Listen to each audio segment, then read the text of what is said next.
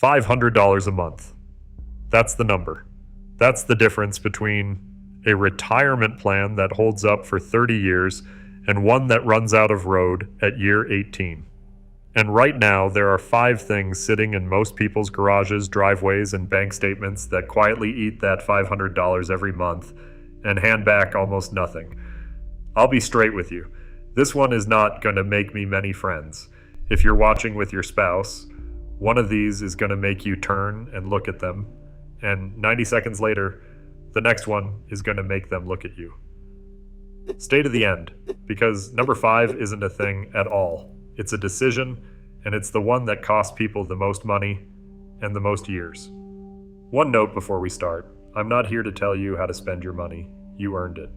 What I am going to do is show you what these 5 things actually cost, using 2026 numbers, and let you decide. Because here's what nobody tells you at 60. If you're 60 today, you have somewhere around 1,000 weeks of genuinely healthy, active, do anything you want time. 1,000. Hold on to that number. We're coming back to it, and it's going to change how you look at all 5 of these. Number 1. The expensive toys, the boat, the sports car, the side-by-side, the plane if you've got your license. And to be fair, you bought these for a good reason.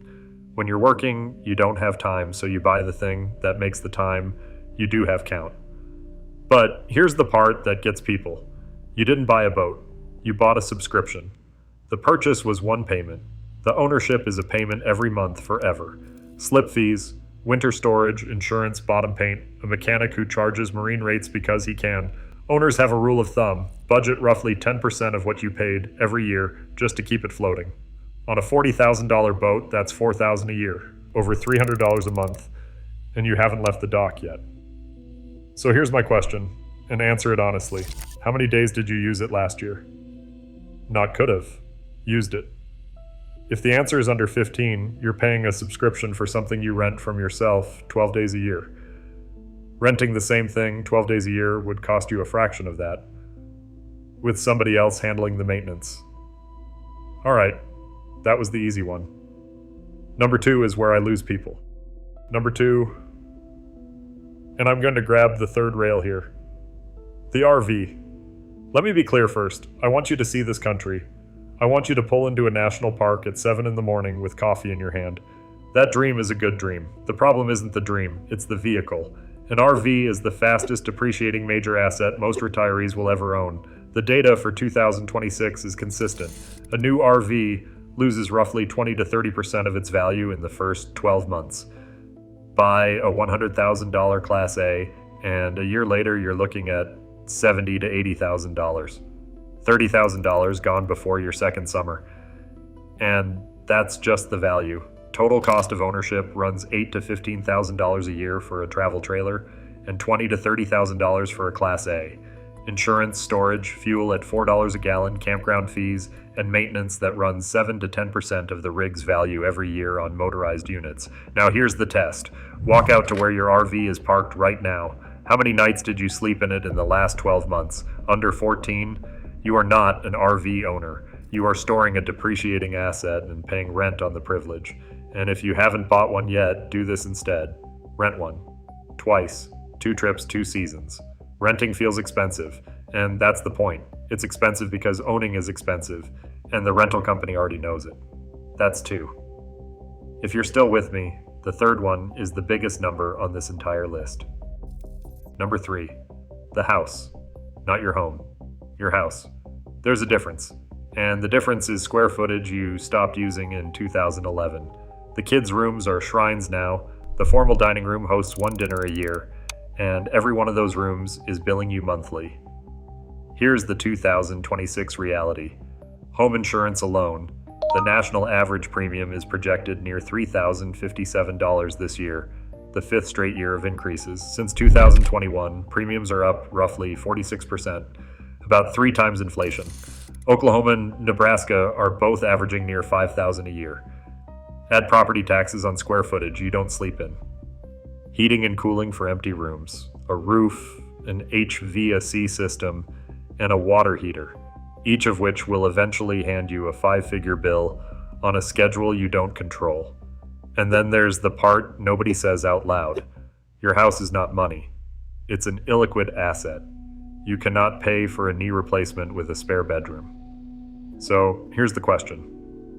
Walk your house tonight and count the rooms you actually entered this week. Not walked past, entered and used. If it's 4 or 5 and you're paying for 9, you're not being sentimental. You're being charged. Same logic on the second home, and it's worse. A full set of costs, taxes, insurance, maintenance, a lawn guy in a town you visit 6 weeks a year in exchange for going to the same place every time. In retirement, your greatest advantage is that you can go anywhere for a month instead of 5 days. A second home is a contract that says you won't. Number 4 is the one people get angriest about, and they're usually angry at themselves. Number 4, the timeshare. When you were working, I understand it. It forced you to take a vacation. In retirement, the math turns on you completely. The average annual maintenance fee is now running around $1,500 to $1,600, and it climbed more than 30% in 5 years. Those fees rise roughly 5 to 10% a year, which means they double about every 9 to 12 years. Run that forward. A $1,500 fee rising 7% a year costs about $61,000 over 20 years.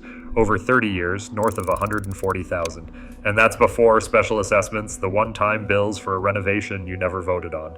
Those run $500 to $10,000 per event, and they're getting more frequent. Here's the part that stings. Owners get quoted rental income on their week that comes in below their own maintenance fee. A stranger can rent your week for less than you pay to own it. And the grandkids? When they're small, they'll go anywhere. By 14, they have opinions, sports schedules, and friends. The family gathering you bought this for has a shelf life, and it's shorter than the contract. One warning if you decide to get out. Any company that asks for a large fee up front to get you out deserves a very hard look. That industry targets exactly our age group.